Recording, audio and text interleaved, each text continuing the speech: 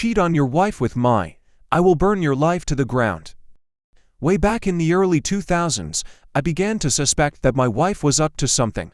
Our 2 kids were about 4 and 6, still young, but not so young they couldn't tell you something about what had happened in their day.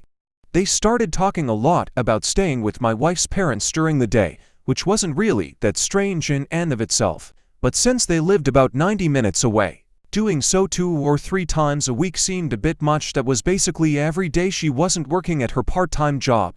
When I asked her about it, she denied it, but was never a good liar. So, I started tracking the mileage on her car, and sure enough, she was driving an extra 400 or so miles per week. I knew some shit was going on. Then one day I sat down at the computer and she had left a sticky note with her AOL password written on it next to the keyboard. I could not resist and logged in to read her emails and saw a few email exchanges between her and her college BFF where they discussed how my wife was regularly fucking one of her ex-BFs from high school. No mention of details about him other than my wife also talking shit about his wife, making fun of how she'd gotten fat after having kids.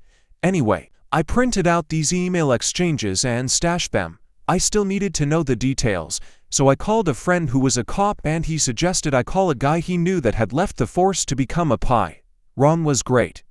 I paid his retainer and gave him the emails and what little I knew about my wife's activities, and he figured out exactly what she was doing.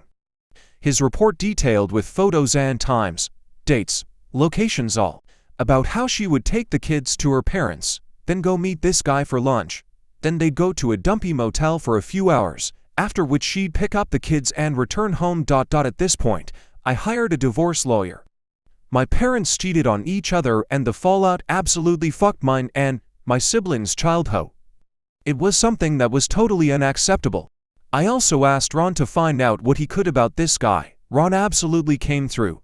I learned his name Bob, that he was married and had 3 kids.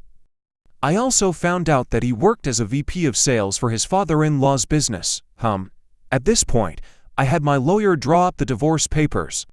I also asked Ron for a couple more copies of his report and one more thing I wanted him to do for me.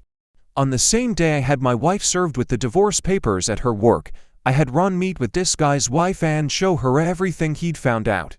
She seemed nice and I figured that she deserved to know what her dear hubby was up to.